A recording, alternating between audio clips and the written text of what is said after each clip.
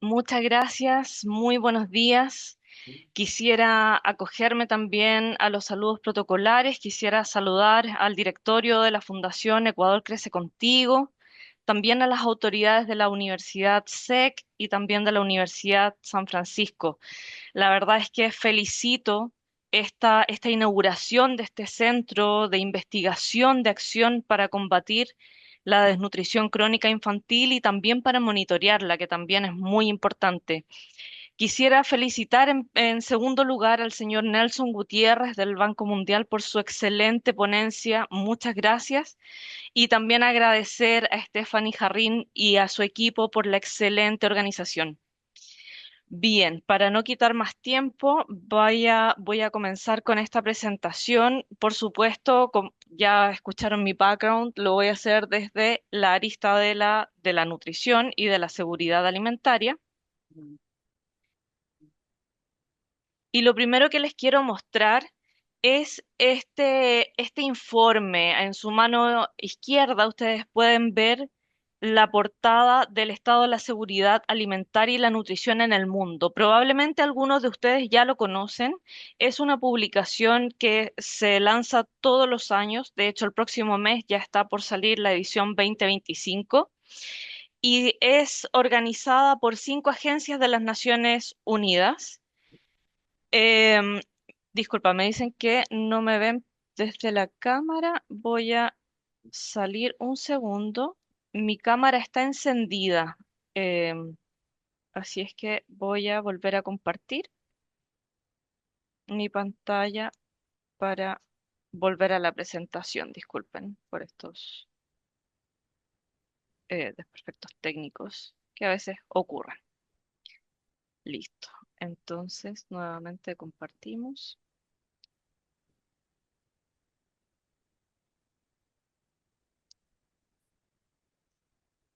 Vamos a hacer es dejarla en la parte de arriba y de la presentación. Ahí arriba. Perfecto. Ahí arriba. Ya, Entonces voy a un segundo. continuar en la slide desde donde quedamos.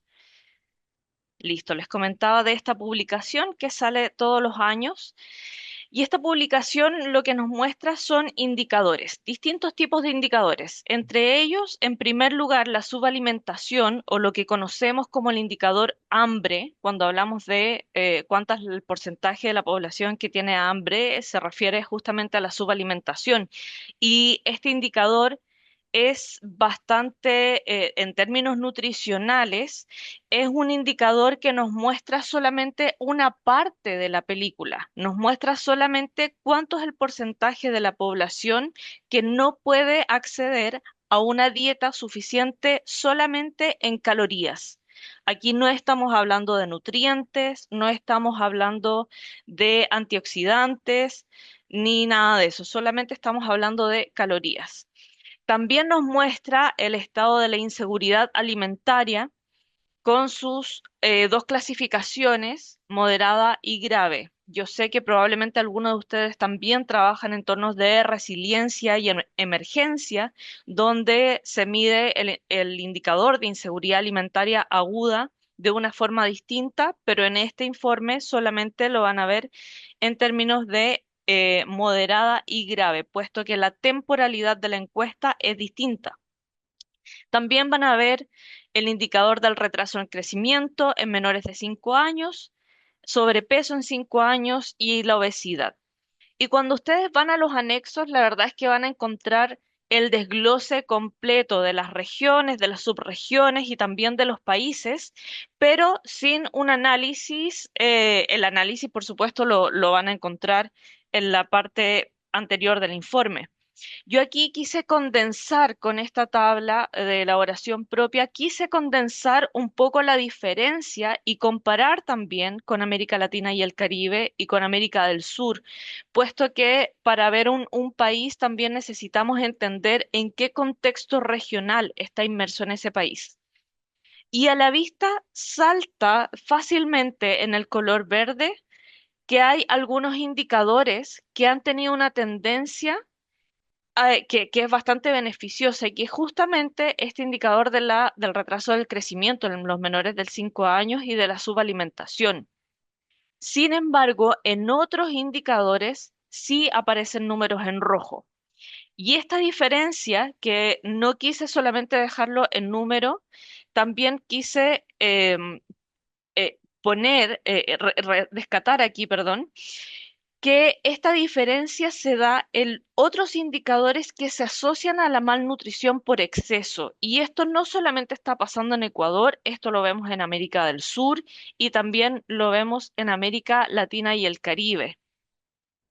Entonces, estos indicadores que están asociados con el exceso, que uno podría pensar que está en contraposición desde la nutrición, no lo vemos tampoco de una forma favorable, ¿cierto?, para el desarrollo del país. Y aquí también quisiera citar un poco la presentación que hizo el señor Nelson Gutiérrez sobre cómo la desnutrición también tiene un impacto en el capital humano. Bueno, yo les quiero mostrar una resonancia magnética de un bebé, de dos bebés en realidad, de 2 a 3 meses de vida.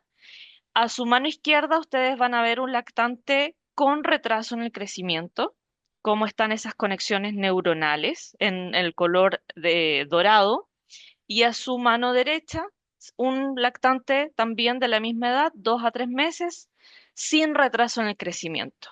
Así es como se ve una resonancia magnética. Entonces, bien, cuando hablamos de desarrollo del capital humano y que ese individuo tenga toda la potencialidad de desarrollo, es también, por supuesto, crecimiento económico, totalmente de acuerdo, pero la importancia de la nutrición en esa ventana de los primeros 1000 días es muy importante. Y también por eso es tan importante que estos paquetes de ayuda estén disponibles y que los usuarios, los beneficiarios para los cuales están diseñados también puedan ingresar a tiempo. Por lo tanto, estoy plenamente de acuerdo. Y bien, esa tabla que probablemente no se entendía bien, que tenía muchos números, ahora la vamos a ver en gráficos. Estas son las variaciones en términos de puntos porcentuales entre los trienios que les mostré anteriormente. Y también, nuevamente, la misma lógica de poder ver cómo está América Latina y el Caribe, cómo está América del Sur y cómo está Ecuador en esta tendencia de los distintos indicadores nutricionales. ¿Por qué quise poner esta lámina a pesar de que estamos en un workshop que está trabajando fuertemente por la desnutrición crónica infantil? Porque desde la nutrición también necesito traspasar este mensaje de que en muchas circunstancias pasa que al trabajar solo con desnutrición crónica infantil dejamos de ver otros indicadores y rápidamente otro tipo de problemas como la obesidad y el sobrepeso se escapan un poco de las manos, y es algo que hemos visto en distintos países. También les quise poner acá la inseguridad alimentaria. Como les decía yo, la inseguridad alimentaria es bastante distinto en términos del indicador a la subalimentación. La subalimentación, por un lado, solamente mide las calorías que la población cuánta población en realidad no está accediendo a ese mínimo de calorías, pero la inseguridad alimentaria es distinta, porque lo que nos muestra la inseguridad alimentaria en estas dos clasificaciones de moderada y grave es cuál es el porcentaje de la población que no logra acceder económicamente a suficientes alimentos nutritivos. Aquí ya no estamos hablando de calorías. Esta es una encuesta de 8 preguntas que se puede aplicar a nivel de hogar o de individuo, donde las personas muestran su percepción de preocupación o no de tener alimentos nutritivos en ese espacio temporal, ese día, esa semana, etcétera.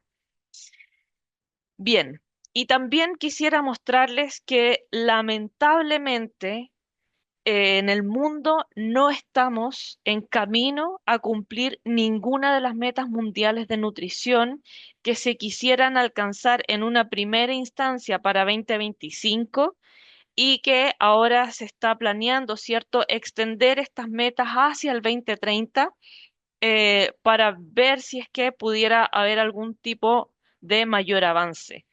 Los segmentos de las barras en color rojo burdeo muestra la cantidad de países, la proporción, perdón, que no están en cumplimiento de estos indicadores. Y como ven ustedes, si bien sí ha habido una disminución, perdón, en la prevalencia del retraso del crecimiento, lo cual es bastante bueno, sí hay otros indicadores que se están escapando bastante de las manos y como es el caso de la obesidad en adultos.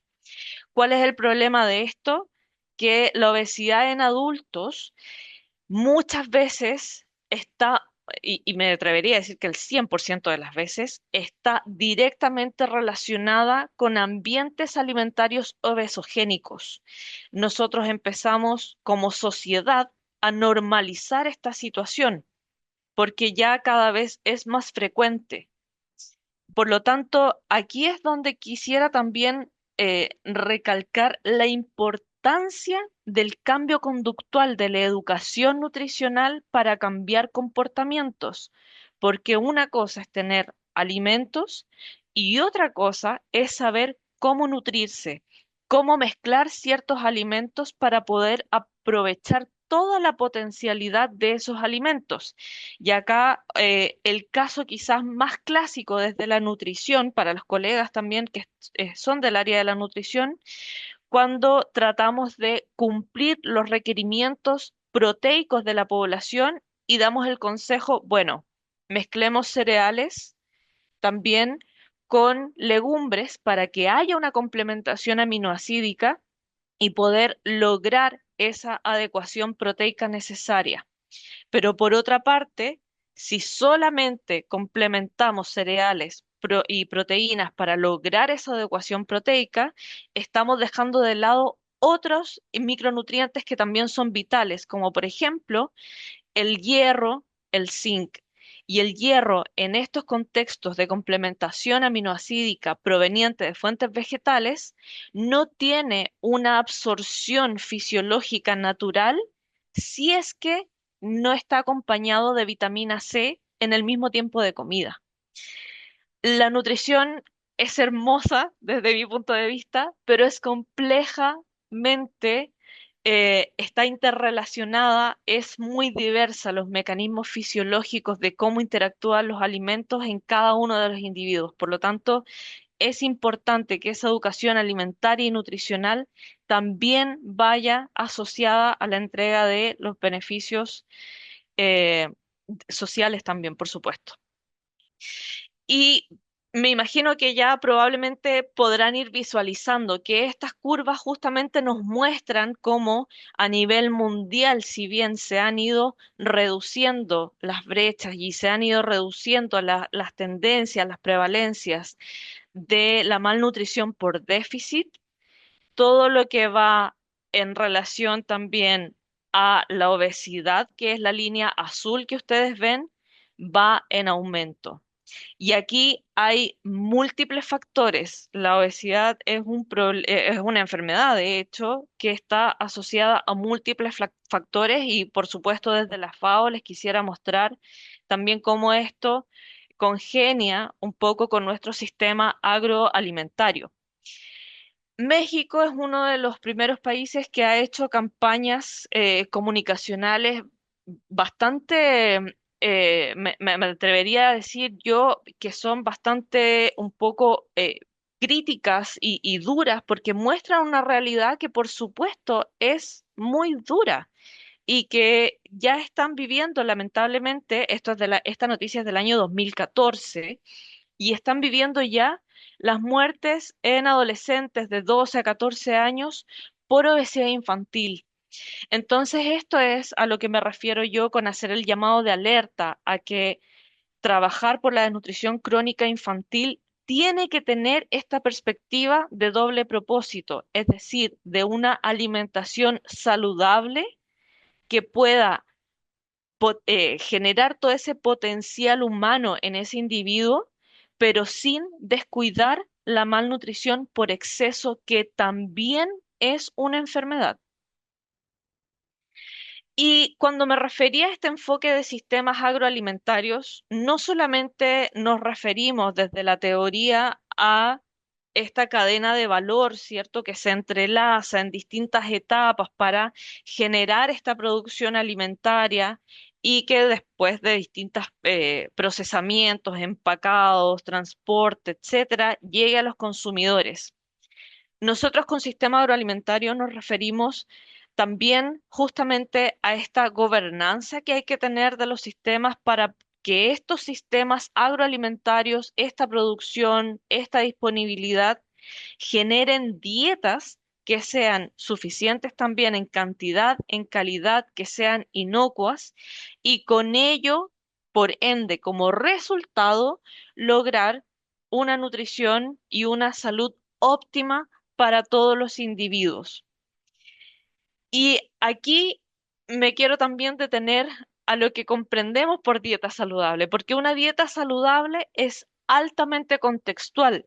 Una dieta saludable en Chile no va a ser lo mismo que una dieta saludable en Ecuador o una dieta saludable en Panamá.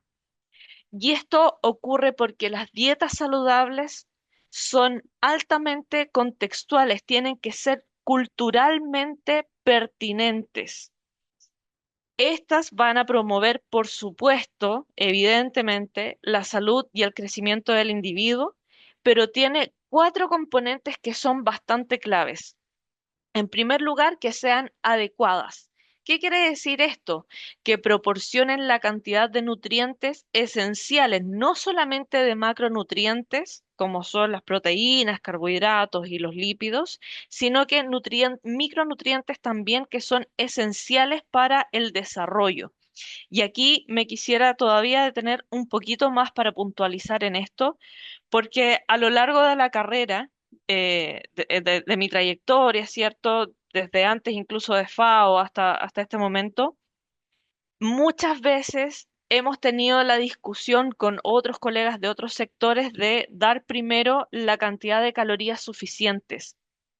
Hoy día, en nuestro contexto actual, dar las calorías suficientes no no es tan pertinente porque justamente ocurre esta doble carga de la malnutrición donde podemos tener una persona que tiene sobrepeso, pero que tiene carencias nutricionales que no la van a ayudar a desarrollar todo su potencial.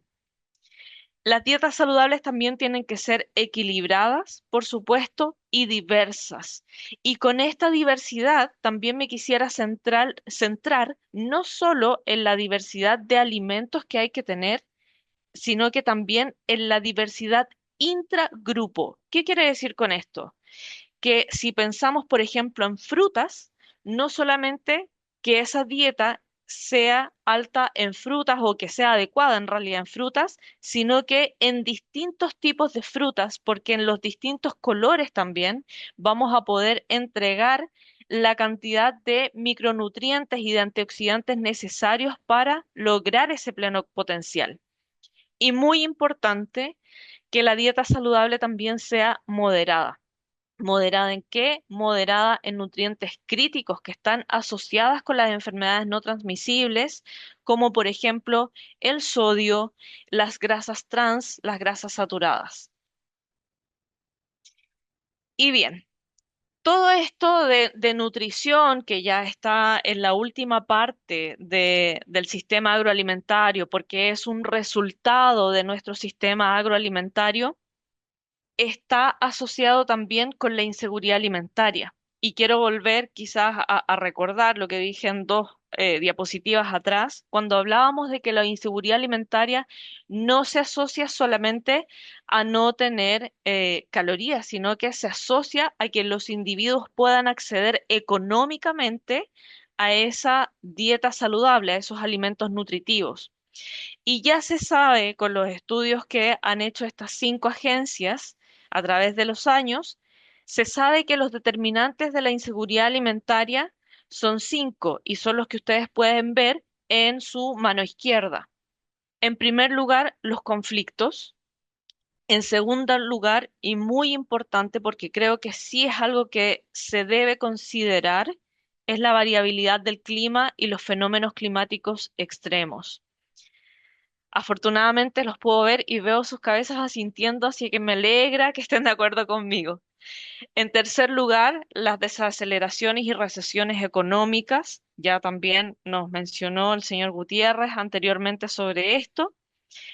En cuarto lugar, la falta de acceso a alimentos nutritivos, pero también la inasequibilidad de estos en entornos alimentarios poco saludables. Y ya me voy a referir un poco más sobre eso.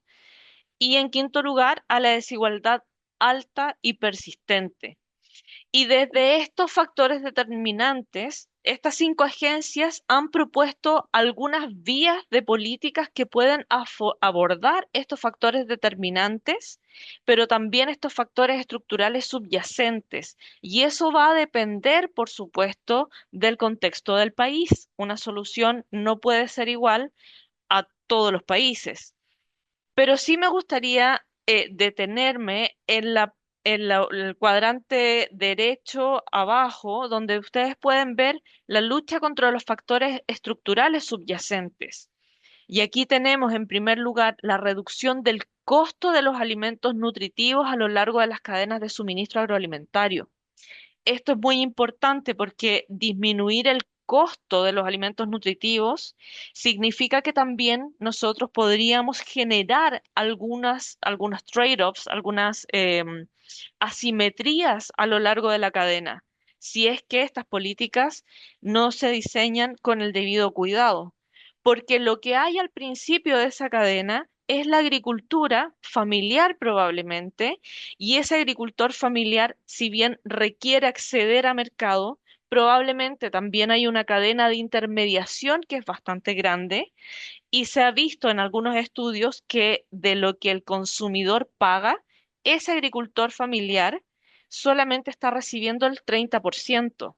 Ese otro 60% se diluye completamente a lo largo de la cadena a través de la intermediación. Por lo tanto, hay que tener ciertas compensaciones que son bastante delicadas. En segundo lugar, la reorientación también de las políticas a generar estos entornos alimentarios saludables. Y cuando nos referimos a los entornos alimentarios saludables es a todo lo que nos rodea, a la publicidad, a los lugares donde nosotros compramos nuestros alimentos o bien a las instituciones que nos proveen las ayudas de protección social para poder adquirir esos alimentos saludables y, por supuesto, la lucha contra la desigualdad. Cuando les mencionaba recientemente sobre esta generación de acciones con doble propósito, esto está en un paper, probablemente algunos de ustedes lo han leído, es un paper bastante interesante porque dentro de los actores hay algunos autores de tanto FAO como de la Organización Mundial de Salud. Entonces, en esta conceptualización de estudiar cuáles pueden ser las acciones de doble propósito para abordar la malnutrición en todas sus formas, van a ver que aquí están los servicios de de salud, también están todos los sistemas de protección social, la educación, y con esto nos referimos a la educación formal, a la educación comunitaria también, y por supuesto a nuestros sistemas agroalimentarios.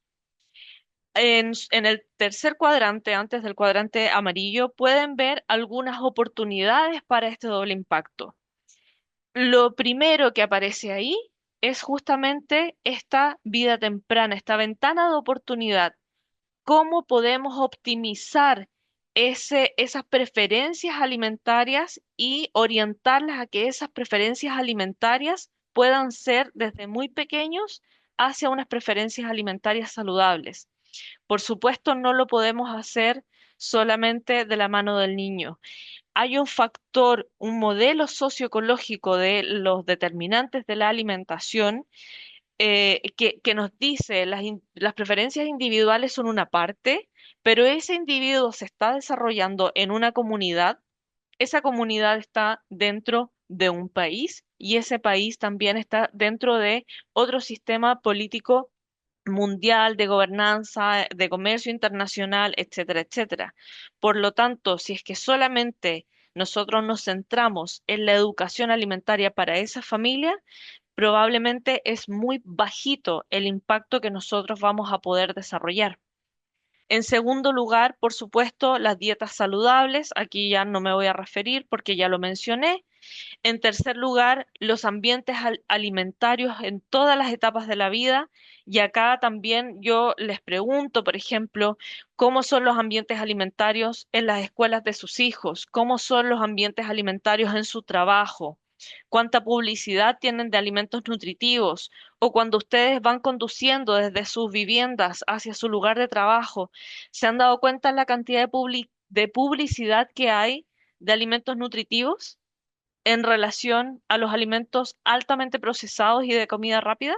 Probablemente no haya, no exista. Y con eso nos llamamos, nos hacemos este cuestionamiento, ¿cierto? De todas las consideraciones que hay que tomar para que ese individuo prefiera alimentarse saludablemente. Nos ha pasado también en FAO en muchos proyectos en campo que desde hace mucho tiempo ya, la educación alimentaria y nutricional es un must. Se tiene que poner dentro de los proyectos porque si no, si es que se empieza a generar ingresos, muchas veces esos productores de agricultura familiar o de la pesca ellos prefieren realmente tener esos ingresos para comprar y acceder a otros servicios que antes no podían. Por ejemplo, celebrar el cumpleaños de un hijo en alguna restaurante de cadena rápida. Es para ellos una acción a la cual antes no podían acceder y que prefieren con esos ingresos optar a ese tipo de servicios o comprar, por supuesto, cubrir sus necesidades básicas de ropa, zapatos y hoy día también de internet.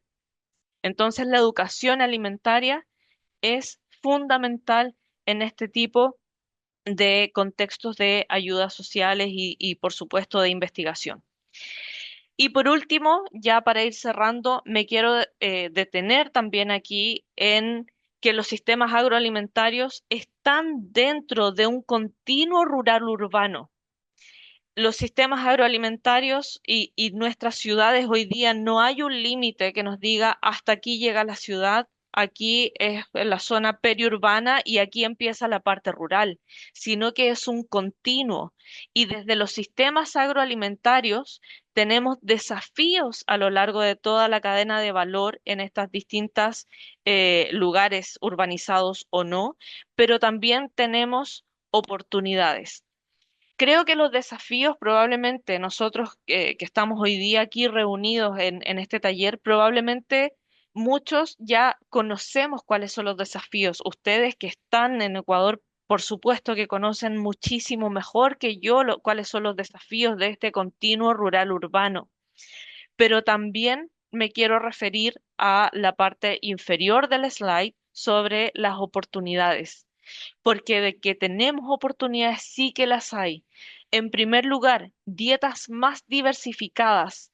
¿Qué quiere decir esto? Si es que nosotros logramos no perder nuestras prácticas productivas tradicionales, ancestrales de las comunidades indígenas y dejamos de lado tanto procesamiento industrial, entonces vamos a obtener alimentos que sean más diversificados y que muchas veces no están bien estudiados, no están bien caracterizados su composición nutricional, pero por supuesto que alimentan, que nutren, que tienen una cantidad muy alta de nutrientes y de antioxidantes. En segundo lugar, el aumento de las oportunidades de ingresos no agrícolas. Hoy día también se está desarrollando mucho el turismo rural y se le está dando también oportunidades de ingreso a estos productores que muchas veces no logran cumplir con una cuota de mercado para poder, por ejemplo, vender al Estado o para llegar a un intermediador grande, ¿cierto? Y por supuesto, en tercer lugar, la mejora de la productividad para estos agricultores para que ellos puedan estar bien conectados con las ciudades. Eso es vital. Muchas veces en las ciudades tenemos estos pantanos alimentarios, hay de repente, a veces en ciertos lugares de las ciudades que no se encuentra algún lugar para que las personas accedan físicamente a la compra de estos alimentos nutritivos.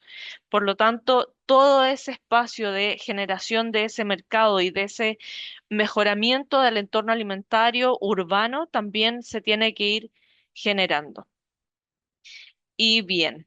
Como conclusión, solamente quiero recapitular un poco, a pesar de los avances que se han visto, América Latina y el Caribe en su conjunto está enfrentando esta transición que es bastante compleja en términos de seguridad alimentaria y nutrición, puesto que si bien ha habido este avance en la reducción de la prevalencia de subalimentación y el retraso de crecimiento, lamentablemente estamos viendo esta persistencia y el aumento de problemas como el sobrepeso en menores de 5 años y la obesidad en adultos.